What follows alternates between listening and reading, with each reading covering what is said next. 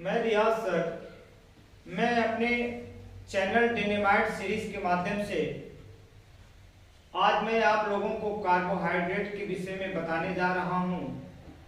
यह किसी किताब में नहीं बल्कि मैंने अपने जीवन में जो अनुभव किया उसको व्यवहारिक भाषा में बताने जा रहा हूँ, क्योंकि मेरा यह अनुभव है कि बच्चों को जो है किताबी भाषा समझ में नहीं आता है। मैंने इसको आत्मसात किया है, इसको ग्रहण किया है, अनुभव किया है, उसी को बताने जा रहा हूं। सबसे पहले मैं पोषक तत्व को बताने जा रहा हूं और उस पोषक तत्व में सबसे पहले आता है कार्बोहाइड्रेट।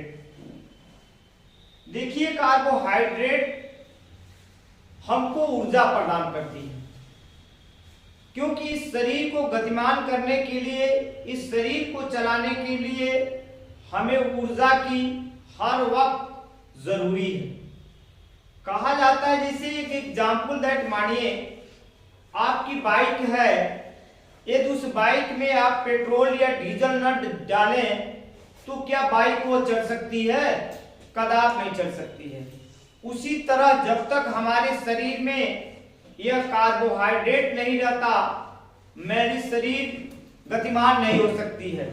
मैं ऊर्जा प्राप्त करता हूं, हम लोग ऊर्जा प्राप्त करते हैं और उस ऊर्जा के माध्यम से ही आगे बढ़ते हैं। आप ये देखेंगे, एक इसका फंडा है कि जिसमें भी, जिस पदार्थों में या जिस अनाजों में यदि मंड निकल जाए, स्टार्च निकल जाए, जिसको लोकल भाषा में मार कहते हैं, यदि उसमें मंड निकल जाए तो आप समझ लीजिएगा तो उसमें जो है आपका कार्बोहाइड्रेट है। और ये कार्बोहाइड्रेट आप देखिए, चावल में देखिए, चावल में आप मंड निकालते हैं ना तो उसमें कार्बोहाइड्रेट पाया जाता है। आप गेहूं में क्या होता है, गेहूं में आप मंड निकलता है, उसमें भी कार्बोहाइड्रेट पाया जाता है। रामदाना में भी क्या है, कार्बोहाइड्रेट पाया जाता है। फिर आप देखेंगे कि जौ में भी पाया जाता है। फलों में आप देखेंगे तो केला में कार्बोहाइड्रेट पाया जाता है। और इस कार्बोहाइड्रेट की अहम भूमिका है बॉडी को गतिमान करना। अब आप ये फंडा आपने निकाला कि मैं जिसमें ये देखूंगा कि स्टार्च प्राप्त होता है, मंड प्राप्त होता है, वो कार्बोहाइड्रेट रहा।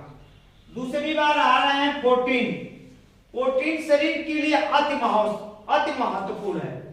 विदाउट प्रोटीन के हमारे शरीर में जो चमक आती है, जो लाइट आती है चेहरे पर या त्वचा में जो लाइट आती है, प्रकाश आती है, चमक आती है, वो प्रोटीन का ही कारण है।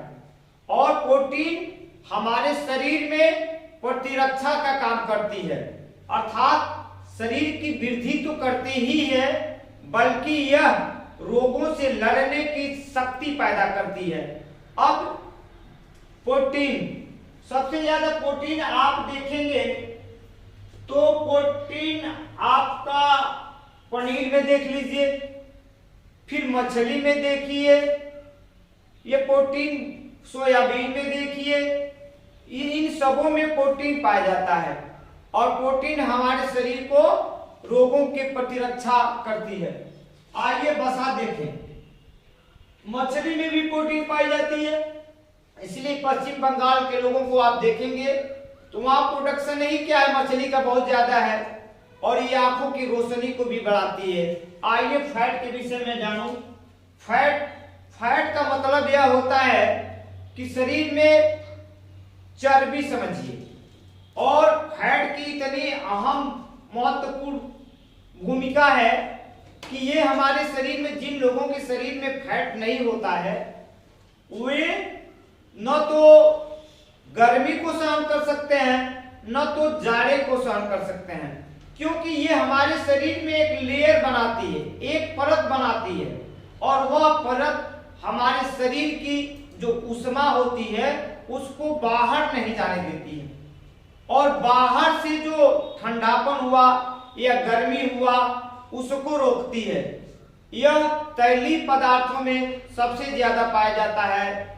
इस तरह वसा कार्बोहाइड्रेट हुआ, प्रोटीन हुआ, फैट हुआ। अब हम आपको, मैंने आप लोगों को पोषक तत्वों के विषय में पढ़ाया, जिसमें मैंने आपको कार्बोहाइड्रेट, प्रोटीन, वसा के विषय में बताया। यह शरीर के लिए कितना महत्वपूर्ण है आप लोग जाने। उसी के टर्म में मैं आप लोगों को विटामिन के विषय में बताने जा रहा हूं और बहुत ही अच्छे तरीके से बताने की कोशिश कर रहा हूं कि आपको रटना न पड़े। सबसे पहले हम ये जाने इसकी खोज कब हुई थी। इसकी खोज 1911 और 12 में हुई थी। अब प्रश्न ये लिखता है किताबों में, कहीं 1911 देता है और कहीं 1912 देता है। तो एनसीईआरटी जो है अपना आंसर मानती है 11 और यूपी बोर्ड और अन्य परीक्षाओं में इसको 12 माना जाता है। तो इनकी खोजकर्ता जो थे फंक थे, जो चावल की छीलन से इन्होंने प्राप्त किया था और विटामिन बी नाम दिया था। और देश पोलैंड के निवासी थे, जो यूरोपीय कंट्री है। आइए, विटामिन का क्या अर्थ होता है, इसके यदि शब्दार्थ में हम चलें तो ये दो शब्दों से मिलकर बना है। एक बीटा प्लस एमीन। बीटा का मतलब होता है लाइफ अर्थात जीवन। इसेंशियल, अमीन का मतलब होता है इसेंशियल अर्थात जो जीवन के लिए आवश्यक हो, जो मानव के लिए आवश्यक हो, उसको जो है हम कहते हैं विटामिन। एक नोट करने की बात यह है कि यह शरीर को ऊर्जा नहीं देता, बल्कि यह शरीर की जो उपापचयी क्रियाएं हैं, मेटाबॉलिज्म क्रियाएं हैं, उसको संपन्न करता है। जैसे पेशाब, मल, पसीना आदि क्रियाओं को संपन्न करता है। और इसकी दूसरी परिभाषा इसलिए यह कहा जाए, जो मेटाबॉलिज्म क्रियाओं को संपन्न करे उसको हम विटामिन करते हैं। या एक तरह ये भी हम कहें, जो सूक्ष्म तत्व हमारे शरीर के लिए आवश्यक है उसको हम विटामिन कहते हैं। आइए अब विटामिन के विषय में हम आपको बताने जा रहे हैं। मैंने आप लोगों को विटामिन के विषय में बताया और विटामिन कितने प्रकार के होते हैं। इस विलेयता के आधार पर इनको दो भागों में बांटा गया है। जो विटामिन जल में घुल जाते हैं और जो विटामिन वसा में घुल जाते हैं। तो जो विटामिन जल में घुलते हैं या विलेय हैं, उनके अंतर्गत बी और सी विटामिन आते हैं। और जो वसा में घुलने वाले विटामिन हैं वो ए, डी, ई, के। इसको यदि आप रटना चाहेंगे, याद करना चाहेंगे, तो आप एक शब्द एडक याद कर लीजिएगा। अब आइए जरा मैं जो जल में घुलनशील विटामिन है उसको मैं देखूं। आप ये देखेंगे जो विटामिन सी है,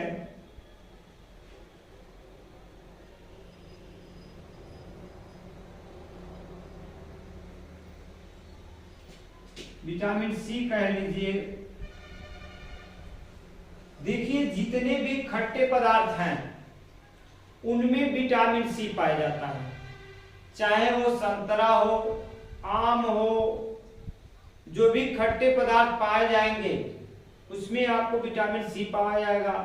जैसे आंवला हो, ब्लैकबेरी हो, इसमें सब विटामिन सी पाया जाता है।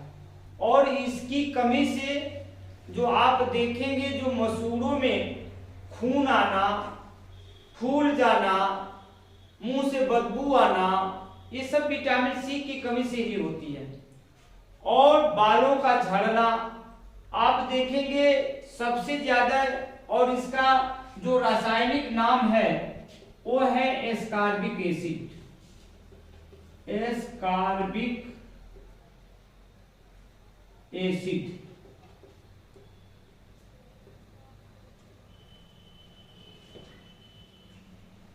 विटामिन सी सबसे ज्यादा एक ब्लैकबेरी नामक जामुन है उसी में पाया जाता है। आम प्रचलन में आंवला है, लेकिन यदि विकल्प में ब्लैकबेरी दिया होगा तो आपको ब्लैकबेरी मारना ही होगा, क्योंकि सबसे ज्यादा विटामिन सी उसी में पाया जाता है। और इसके पहचानने का एक तरीका या प्रयोगों के द्वारा आप देखेंगे। आप नींबू लाते हैं, नींबू को आप काटिए और देखते हैं कि आप जो निचोड़ते हैं और पानी में डालते हैं तो वो घुल जाता है। तो आपका एक प्रैक्टिकली ये निकल कर आया और किताबों की भाषा में नहीं, आपने देख लिया कि जो जल में विलयशील है या विलयनशील है उसको हम विटामिन सी कहते हैं।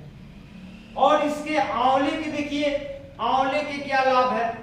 बालों का झड़ना, आंखों की थोड़ी रोशनी चला जाना, चमक। यदि आप क्या करिए, इसका एक तरीका ये है कि आप कुकर में लाइए और 2-4 आंवला डालिए और जिस तरह घर पर चटनी बनाते हैं या चोखा बनाते हैं, यदि आप इस्तेमाल करते हैं तो आपके इस शरीर के जो चाहे ये कह लीजिए जो सर के बाल हैं वो आपके नहीं गिरेंगे और हमेशा बने रहेंगे, फिर सफेद भी नहीं होंगे, क्योंकि वह जड़ों को मजबूत करता है। आप जरा प्रयोग करके नहीं आप आंवला ला सकते हैं तो मार्केट से जो है आंवले का मुरब्बा लाइए और आपको इस्तेमाल करिए, देखिए कितना लाभदायक है। ये कहने से नहीं, आप इसको महसूस करेंगे। तो इस प्रकार इसी में कई श्रेणियां आती हैं। जैसे मान लीजिए नींबू में कौन सा अम्ल पाया जाता है, तो नींबू में सिट्रिक एसिड पाया जाता है, नींबू में सिट्रिक एसिड पाया जाता है। अब आप ये कहेंगे कि अंगूर में क्या पाया जाता है भैया, तो अंगूर में टार्टेरिक एसिड पाया जाता है, टार्टेरिक एसिड पाया जाता है। आप ये कहेंगे कि सेब में कौन सा पाया जाता है एसिड, मैलिक एसिड पाया जाता है। इस तरह जो भी खट्टे पदार्थ होते हैं उसमें हमको सबसे ज्यादा विटामिन सी पाया जाता है, जो अति महत्वपूर्ण है हमारे दांतों के लिए, क्योंकि इससे स्कर्वी रोग हो जाता है। इसलिए हमें विटामिन सी के यह शरीर में अति आवश्यक है। चूंकि यह मैंने आपको विटामिन बी और सी में सी को पढ़ाया और उसकी क्या अहम भूमिका है, क्या उसके लाभ हैं और किसमें किसमें पाए जाते हैं बताया। अब उसी के चक्र में जो जल में घुलनशील है, मैं विटामिन बी को बताने जा रहा हूं। क्योंकि विटामिन बी जो उन्होंने प्राप्त किया था वो चावल की छिलके में प्राप्त किया था। उसके बाद 10 विटामिन की खोज की गई। अब उसको मैं बताता हूं। क्योंकि विटामिन बी को विटामिन बी कॉम्प्लेक्स के रूप में भी जाना जाता है या और उसमें पहला जो है B1 थायमीन, अर्थात इसका केमिकल नाम जो है थायमीन है। अब इसकी भूमिका क्या है? बेरी बेरी रोग होता है। यदि शरीर में इसकी कमी हो जाए तो बेरी बेरी रोग होता है। बेरी बेरी, भेरी भेरी नहीं, बेरी बेरी मैं बोल रहा हूं, ये याद रखना होगा आपको।